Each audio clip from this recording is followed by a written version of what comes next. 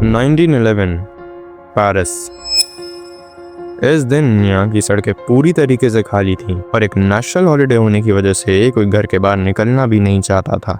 पर तभी करीब 7 बजे के आसपास आउट ऑफ नोवेयर एक आदमी लूव्र म्यूजियम की तरफ बहुत ही अनयूजुअल तरीके से जाता हुआ दिखाई देता है। ये वही म्यूजियम था जहाँ पर मोनालिसा की पेंटिंग रखी हुई थी, वही मोनालिसा जो आज के समय में दुनिया की सबसे मशहूर पेंटिंग मानी जाती है। और इस इंसान का मकसद क्या था? बिना किसी को पता चले इसी मोनालिसा की पेंटिंग को बहुत ही सावधानी से चुराना।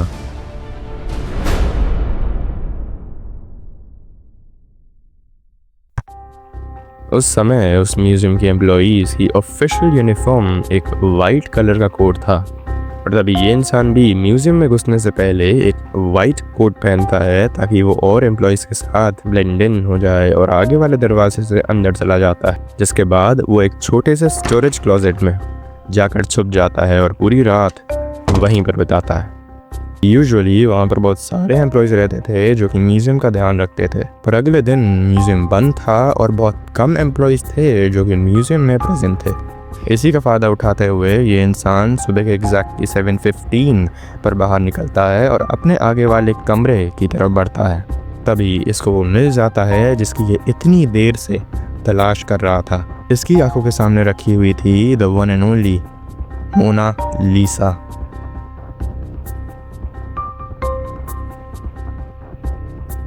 वो तुरंत पेंटिंग के पास जाता है, उसको दीवार से उठाता है और एक वाइट कलर के कपड़े में छिपाकर एग्जिट की तरफ बढ़ने लगता है। पर दरवाज़ा खोलने पर पता चलता है कि दरवाज़ा तो लॉक्ड है और परेशानी बढ़ाने के लिए सीन पर एक एक्चुअल एम्प्लॉई आ जाता है। उस एम्प्लॉई को लगता है कि ये इंसान एक दूसरा एम्प्लॉई है और तभी वो दरवाज़ा खोलने में उसकी मदद करता है। इसी तरह से ये इंसान सिर्फ 10 मिनट में मोनालिसा के साथ शहर से गायब हो जाता है। ये हाइस्ट अनएक्सपेक्टेडली एक बहुत ही सिंपल हाइस्ट थी जो कि सिर्फ 10 मिनट में ही ख़त्म हो जाती है। बट द थिंग इज कि जब तक म्यूज़ियम वालों को पता चलता है कि उनके वहाँ से पेंटिंग चोरी हुई है, तब तक 28 आवर्स बीत चुके होते हैं। उस वीक म्यूज़ियम में बहुत सारे फोटोग्राफर्स आए हुए थे जो कि पेंटिंग्स को ले जा रहे थे ताकि उनकी एक प्रॉपर फोटोग्राफ प्रिंट कराई जा सके। इसी वजह से म्यूज़ियम की दीवारों पर खाली स्पेसेस होना एक बहुत ही नॉर्मल बात थी। जब ये फोटोग्राफर्स दूसरे दिन वापस आते हैं तब मोनालिसा ही एक ऐसी पेंटिंग थी जो कि दीवारों पर नहीं लगी हुई थी। Therefore, they came to the conclusion that the Mona Lisa was actually missing.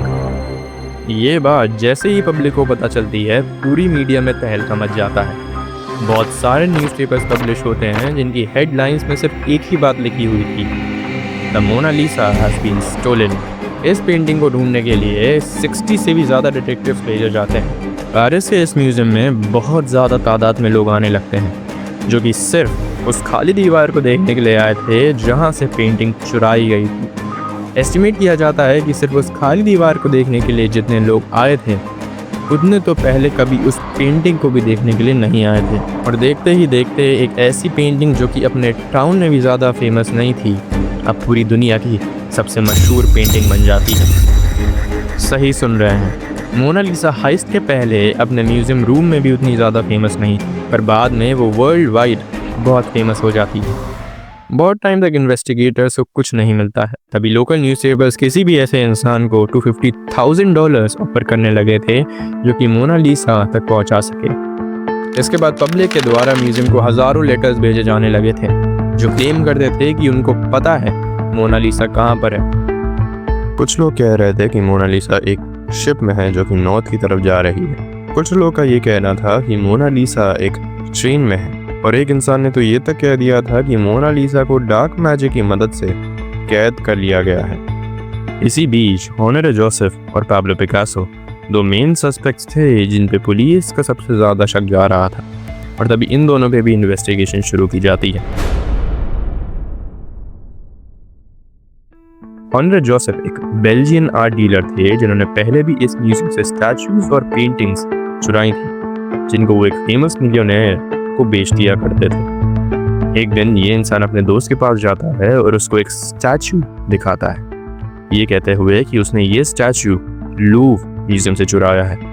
ये बात पुलिस तक पहुंच जाती है और तभी इन्वेस्टिगेटर्स का शक उस पर बढ़ने लगता है। उससे पूछताछ की जाती है और स्टैचूज के बारे में पूछने पर वो बताता है कि उसने स्टैचूज तो चुराए थे, पर मोनालिसा के बारे में उसे कुछ नहीं पता था।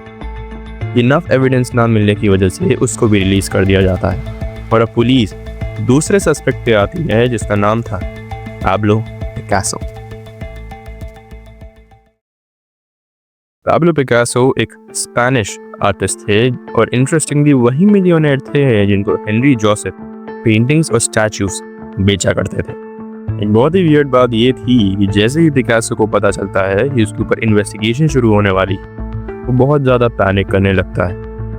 पिकासो के ऊपर एक केस फाइल होता है और उसको कोर्ट बुलाया जाता है।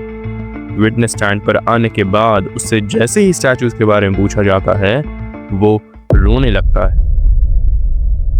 उसका कहना था कि उसने हेनरी से स्टैचूज खरीद तो लिए थे, पर उसे ये नहीं पता था कि ये चुराए गए हैं। इनफ एविडेंस ना मिलने की वजह से उसको भी रिलीज कर दिया जाता है।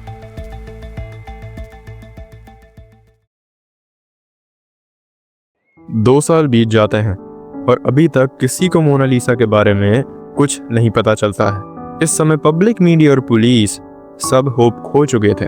इसी समय फ्लोरेंस में अल्फ्रेडो गेरी नाम के एक इंसान को एक ऐसा लेटर मिलता है जिसको पढ़ने के बाद उसकी उंगलियां कांपने लगती हैं। Because this letter was sent none other than Vincenzo Perugia, the man behind the stealing of the Mona Lisa. शुरुआत में तो वो इस लेटर को सीरियसली नहीं लेता है, पर फिर भी जस्ट आउट ऑफ क्यूरियोसिटी वो इस लेटर का रिप्लाई करने का सोचता है। इसी तरह से वो दोनों ट्रिपोली इटालिया नाम के एक होटल में मिलते हैं।